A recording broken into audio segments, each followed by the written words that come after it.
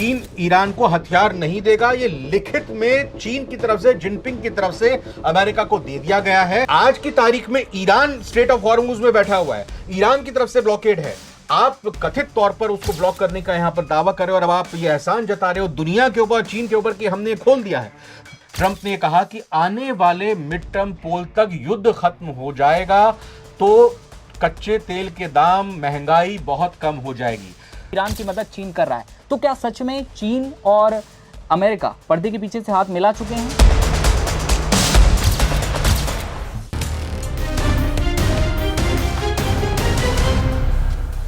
क्या पर्दे के पीछे से चीन और अमेरिका ने हाथ मिला लिए हैं? और अगर ट्रंप की बात सच है तो क्या इस युद्ध में ईरान अब अकेला पड़ चुका है? दरअसल ट्रंप ने अब ट्वीट किया है और कह दिया है कि हॉर्मुज सबके लिए खुला है, चीन अब मुझसे जल्द ही गले मिलेगा, वो भी जोरदार तरीके से। लेकिन क्या ईरान सच में हॉर्मुज को खुलने देगा? क्या कुछ पूरी खबरें आ रही हैं? क्या इस्लामाबाद में एक बार फिर सीजफायर को लेकर बैठकें होने वाली हैं? ट्रंप ने क्या कहा है? पर्दे के पीछे क्या कुछ चल रहा है? सब कुछ जानेंगे सारी दुनिया में। आज रविंद्र सर हमारे साथ हैं। सर, क्या खबरें निकल कर आ रही हैं? देखिए, एक एक करके 3 खबरों का जिक्र करेंगे जो पिछले 24 घंटों में निकलकर सामने आई हैं, और जो तमाम जानकारी और सवाल आपने खड़े किए उनको हम बताने के अपने व्यूअर्स को कोशिश करेंगे। सबसे पहले बात, अपने गांव की एक पुरानी कहावत का मैं जिक्र करता हूं। हमारे गांव में कहावत है कि जब किसी व्यक्ति की कोई थाल अगर खो जाती है ना, तो घड़े के अंदर, मटके के अंदर, सुराही के अंदर हाथ डालकर देखने की कोशिश करता है कि कहीं यहां तो नहीं चली गई। उसको पता होता है कि वो यहां नहीं मिलेगी, लेकिन वो इतना कंफ्यूज और इतना बेचैन होता है कि वो वहां पर भी उसको तलाशता है। यही स्थिति इस वक्त डोनाल्ड ट्रंप की बनी हुई है। 3 चीजें निकलकर सामने आती हैं। कल ट्रंप की तरफ से अपने आप ही कहा गया, ईरान ने नहीं कहा, ट्रंप की तरफ से कल कहा गया एक इंटरव्यू में अमेरिका की मीडिया को कि भाई हम इस्लामाबाद जा रहे हैं, हम सीज फायर के सेकंड राउंड की बातचीत करेंगे। ठीक है। दूसरी चीज निकल कर आई, जैसा आपने जिक्र किया, सोशल मीडिया पर पोस्ट किया उन्होंने, ट्रुथ सोशल पर, और ट्रंप की तरफ से पोस्ट करते हुए कहा गया है कि ईरान को चीन हथियार नहीं देगा। इसके बारे में डिटेल में हम जानेंगे क्या कुछ कहा। चीन ईरान को हथियार नहीं देगा, ये लिखित में चीन की तरफ से, जिनपिंग की तरफ से अमेरिका को दे दिया गया है। और हमने भी एहसान जताते हुए, ये हालांकि शब्द नहीं लिखा लेकिन उनकी भाषा यही थी, हमने भी एहसान जताते हुए चीन के लिए स्ट्रेट ऑफ हॉर्मुज खोल दिया। अरे भाई, आप कौन होते हो खोलने वाले?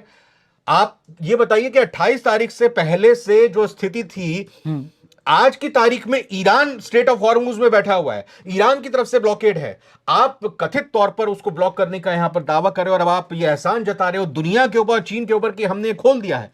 तो और तीसरी बात, आज एक और अमेरिका में इंटरव्यू दिया। फॉक्स न्यूज चैनल है अमेरिका का, और ये ऐसा न्यूज चैनल कहा जाता है, इसको लेकर मान्यता है कि जो ट्रंप के प्रशंसक हैं, जो उनके जो मेगा समर्थक हैं, वो इस फॉक्स न्यूज चैनल को देखते हैं। वहां पर उन्होंने इंटरव्यू दिया और उस इंटरव्यू में ट्रंप ने कहा कि आने वाले मिड टर्म पोल तक युद्ध खत्म हो जाएगा तो कच्चे तेल के दाम, महंगाई बहुत कम हो जाएगी। यानी कि वो ये अपने देशवासियों को भरोसा जता रहे हैं कि भाई मैं जल्द ही युद्ध खत्म करा दूंगा और सारी जो महंगाई की किल्लत आपको जूझना पड़ रहा है, आप उससे राहत पालेंगे, आप उससे निजात पालेंगे। कुल मिलाकर वो एक सेफ एग्जिट देखना चाह रहे हैं कि इस जंजाल से मैं कैसे भी निकलूं, लेकिन एक सम्मानजनक तरीके से, ताकि अपना चेहरा अपने देश में और खुद आईने में भी दिखा सके। यानी कि अब ट्रंप साफ तौर पर इस जंग से भाग रहे हैं कि किसी भी तरह से ये जंग खत्म हो अब, और अब चीन से गले मिलने की जो बात हो रही है वो सामने आ रही है। लेकिन अगले महीने जब चीन में दौरा होना है ट्रंप का, उससे पहले चीन ने साफ कहा था कि हम हथियार नहीं दे रहे हैं, लेकिन हमारे जहाज हॉर्मुज से निकलने चाहिए, हमारा ईरान के साथ रिश्ता है। और खबरें ये थी कि ईरान और चीन हथियार सप्लाई होते हैं, ईरान की मदद चीन कर रहा है। तो क्या सच में चीन और अमेरिका पर्दे के पीछे से हाथ मिला चुके हैं? नहीं, ये तो अब ट्रंप का मानना है ना, ये तो ट्रंप का दावा है। अब पता नहीं है, तो मैं जैसे बता रहा हूं कि ये सोशल मीडिया पर जो पोस्ट किया है, भारत के समय के अनुसार 5:21 के आसपास आया है।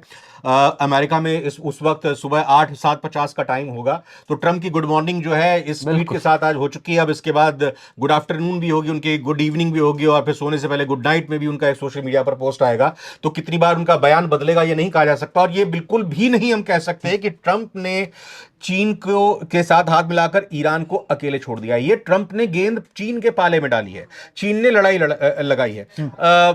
रामलीला और रामायण आपने जरूर पढ़ी होगी, आपने देखी होगी, हमारे व्यूअर्स ने भी। एक इसमें किरदार है मंथरा का। जी, मंथरा का किरदार में क्या होता है कि वो कैकेयी और उनके पति भगवान श्री राम के पिता दशरथ के वचन को की आड़ में भगवान राम को वनवास में भेजते हैं, यानी कि लड़ाई लगवा देती है मंत्रा। यही कैरेक्टर इस वक्त डोनाल्ड ट्रंप का देखने को मिल रहा है। वो यही कोशिश कर रहे हैं। चीन की तरफ से अभी तक कोई बयान नहीं आया। चीन ने यही कहा है कि भैया हमारा अपना रिश्ता है, 90% जितना तेल प्रतिबंध जब लगाया गया था ईरान में, वो निर्यात करता था, एक्सपोर्ट करता, वो 90% ईरान का तेल चीन में जाता था। हालांकि चीन की ये 90% निर्यात करता था, लेकिन चीन जो टोटल आयात करता था वो 90% नहीं हुआ, वो क्योंकि चीन पूरी दुनिया में अमेरिका के बाद दूसरे नंबर पर खपत करता है। बात आई हथियारों की, दिव्यांशु, हथियारों की बात आई। ट्रंप ने ये तो कह दिया कि भाई हथियार अब चीन नहीं देगा, ये लिखित में सहमति दे दी है। लेकिन आज ही अमेरिकी खुफिया एजेंसी की एक चौंकाने वाली रिपोर्ट आई है कि चीन की आंख से अमेरिका पर ईरान ने मिसाइल दागी है। और इस खबर को इस तरह से मैं यहां पे बताना चाहूंगा, इस रिपोर्ट के मुताबिक जो चीन के सैटेलाइट्स हैं, चीन के सैटेलाइट ने 13, 14 और 15 मार्च को सऊदी अरब के प्रिंस सुल्तान एयरबेस की तस्वीरें ली थी। ट्रंप ने 14 मार्च को स्वीकार भी किया था कि बेस पर मौजूद अमेरिकी विमानों पर हमला हुआ था, जिसमें यूएस एयरफोर्स के 5 रिफ्यूलिंग एयरक्राफ्ट तबाह हो गए थे। और इसी सैटेलाइट ने जॉर्डन में मुफ्फाक सॉल्टी एयरबेस, बहरीन के मनामा में अमेरिकी नौसैनिक अड्डों और इराक के एयरबिल हवाई अड्डों की भी निगरानी की थी। यानी कि चीन का सैटेलाइट है जो अंतरिक्ष में चीन ने प्रक्षेपित किया था, आज की तारीख में उसका इस्तेमाल आईआरजीसी कर रहा है। और यह रिपोर्ट अमेरिकी खुफिया एजेंसी की आ गई है। तो आप ये कैसे कह सकते हैं कि चीन मदद नहीं करेगा या चीन हथियार नहीं मतलब एक तरफ ट्रंप जो है पूरी दुनिया को ये दिखाते हैं कि चीन अब हमारे साथ आ गया है, ईरान अकेला पड़ गया है, और दूसरी तरफ सच्चाई ये है जो पूरी दुनिया को नहीं दिख रही है। पीछे से ये बात साफ है कि हथियार सप्लाई हो रहे हैं, और उसके बाद अब अंतरिक्ष से भी चीन और ईरान दोनों साथ हैं। तो अब क्या दोनों के बीच संबंध और बेहतर होंगे? अमेरिका क्यों झटपटा रहा है ये युद्ध खत्म करने को लेकर? मई की बात आपने की ना, मई में अगले महीने प्रस्तावित दौरा है। और ये कहा कि एक चीज और आगे ध्यान, कल जो है भारत के प्रधानमंत्री को फोन ट्रंप ने किया था। बिल्कुल। और ट्रंप ने क्या कहा था कि हम आपसे बहुत प्यार करते हैं जी, है ना। कल तो भारत से प्यार करने उनको याद आया। अब आज जब उनकी सुबह हुई तो आज उनको चीन से प्यार करना और गले मिलना याद आया। उन्होंने कहा कि भाई मैं क्या ट्वीट सुना था, बड़ा मजेदार ट्वीट है ये, मतलब बड़ा मजेदार सोशल मीडिया पोस्ट है ये, इंग्लिश में है, स्क्रीन पर आप देख सकते हैं, लेकिन हिंदी में इसको जरा जल्दी से बता देता हूं, फिर जो आपने सवाल किया है उस पर भी आने की कोशिश करेंगे। चीन बहुत खुश है कि मैं हॉर्मुज स्ट्रेट को स्थायी रूप से परमानेंट खोल रहा हूं, मैं ये उनके लिए भी कर रहा हूं और दुनिया के लिए भी, पहले चीन का नाम और फिर दुनिया के लिए। ऐसी स्थिति फिर कभी नहीं होगी, यानी कि हॉर्मुज स्ट्रेट फिर कभी बंद नहीं होगा। वो ईरान को हथियार ना भेजने पर सहमत हो गए हैं। जब मैं कुछ हफ्तों में राष्ट्रपति शी जिनपिंग से मुलाकात करने जाऊंगा तो वो मुझे जोरदार तरीके से गले लगाएंगे, जादू की झप्पी करेंगे। तो इसी तरह की कुछ बात यहां पर कहने की कोशिश उन्होंने की है। और छटपटाने की बात आई, देखिए वही बात है ना, एक तो मिड टर्म पोल होने जा रहे हैं अमेरिका में, हर कोई जिक्र इस चीज की कर रहा है कि मिड टर्म पोल आ रहे हैं। ईरान के युद्ध में अमेरिका को अब समझ में आ रहा है ट्रंप को कि भाई मैं तो बुरा फंस चुका हूं, बिल्कुल, ये तो इजराइल की लड़ाई है। और आज की तारीख में जब हम सीजफायर के टेबल पर बैठ रहे हैं तो इजराइल अभी भी आतुर है, बेचैन है, कह रहा है कि जब तक हम ईरान को कमजोर नहीं कर देंगे, तबाह नहीं कर देंगे, तब तक हम नहीं मानेंगे। तो उनको भी, ट्रंप को भी समझ में आ रही है कि भैया तू तो डूबेगा ही डूबेगा, हमें भी ले डूबेगा। तो इसलिए वो एक सेफ एग्जिट देख रहे हैं ताकि वो इजराइल को भी नाराज ना करें, देशवासियों पर भी अपनी धाक जमाए रखें, ईरान के रहमो करम पर सेफ रास्ता भी दे दें, और चीन से आने वाली जो उनकी यात्रा है उसको लेकर भी अपनी एक सही से फील्डिंग सेट कर लें, और मिड टर्म पोल में भी उनको एक सम्मानजनक हार मिले। हार तय लग रही है, सर्वे अमेरिका में हुआ है, लगातार उनकी लोकप्रियता में गिरावट आती जा रही है, लगातार गिरावट आती जा रही है ट्रंप की लोकप्रियता में, और अब ये कहीं ना कहीं उनको देखने में भी सामने आ रहा है। मतलब ट्रंप जो है फील्डिंग सेट कर रहे हैं कि किस तरह से उन्हें अब अपनी गद्दी छोड़नी है, क्योंकि गद्दी छूटना तय है। जिस तरह के सर्वे आप बता रहे हैं सर, नहीं, गद्दी नहीं छूटेगी। इसमें देखो मिड टर्म पोल क्या होता है, इसको हम समझते हैं। अमेरिका में ये व्यवस्था है, जब 4 साल का जब राष्ट्रपति चुने जाते हैं तो हर 2 साल बाद, यानी कि जब टर्म पूरा हो जाता है सरकार का तो 2 साल बाद आप के चुनाव होते हैं। जिस तरह से हमारा अपर हाउस राज्यसभा होता है, लोअर हाउस लोकसभा है, इसी तरह से वहां का जो अपर हाउस है वहां पर 6 साल के लिए सदस्य होते हैं, 2-2 साल पर चुनाव होते हैं। तो 1/3 चुनाव होगा, यानी कि जो 100 टोटल उनके सांसद हैं अपर हाउस में, उसमें 1/3 का इलेक्शन होगा। और जो वहां का लोअर हाउस है, जो लोकसभा है, वहां पर सभी सीटों पर चुनाव होगा।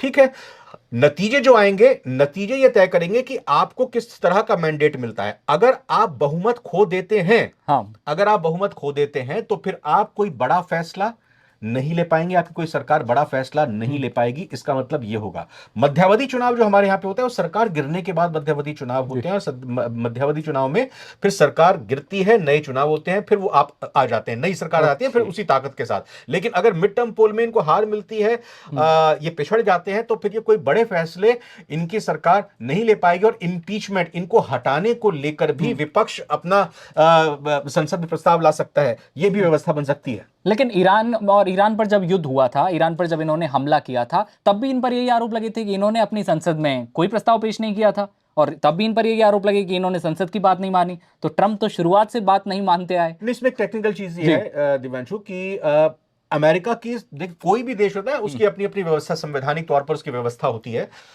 इसका उदाहरण मैं भारत से लेकर करता हूं। जब ऑपरेशन सिंदूर हुआ तो हमने इसको पाकिस्तान के साथ युद्ध नहीं कहा जी, क्योंकि युद्ध घोषित करने के लिए आपको एक व्यवस्था है हमारे देश में संवैधानिक, आपको उस प्रक्रिया के पालन करते फिर आप सरकार युद्ध का ऐलान करती है। उसी तरह से ये अमेरिका भी व्यवस्था है कि युद्ध का ऐलान किया था आपने। ईपिक फ्यूरी, ये ऑपरेशन का नाम यहां पर दिया, जिस तरह से भारत ने ऑपरेशन सिंदूर का इसको नाम दिया था।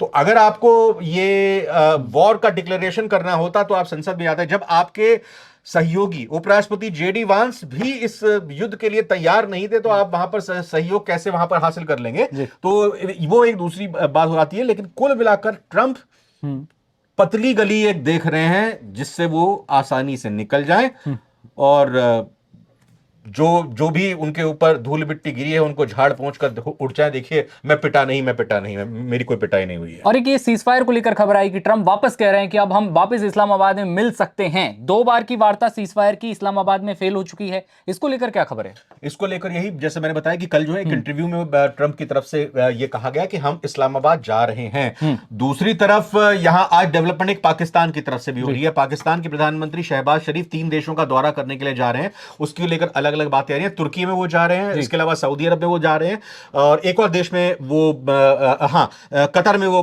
बातचीत के लिए जा रहे हैं। एक तो ये कहा जा रहा है कि भैया यूएई ने जो बिल थमा दिया है कि भैया हमारा जो उधार है वो लौटा दो, कि ऐसा लग रहा है कि अपने अलग अलग कटोरे लेके वो इन तीनों देशों में जा रहे हैं। लेकिन दूसरी तरफ ये भी कहा जा रहा है कि आगे आने वाले वीकेंड पर, क्योंकि एक टिप तो दे दी है कि भाई आगे आने वाले दिनों में दूसरे दौर की वार्ता होनी है, लेकिन आगे आने वाले दिनों में हो सकता है सैटरडे और संडे को, कमिंग सैटरडे संडे को दूसरे दौर की बातचीत हो सकती है। तो इसको लेकर तुर्की, कतर और सऊदी अरब में जाकर शहबाज शरीफ एक बातचीत कर रहे हैं और जरा समझने की कोशिश कर रहे हैं, उनका व्यू पॉइंट ले रहे हैं कि भाई आगे इस दौर की बातचीत को कैसे कामयाब किया जाए, कैसे अपना रोल अदा किया जाए।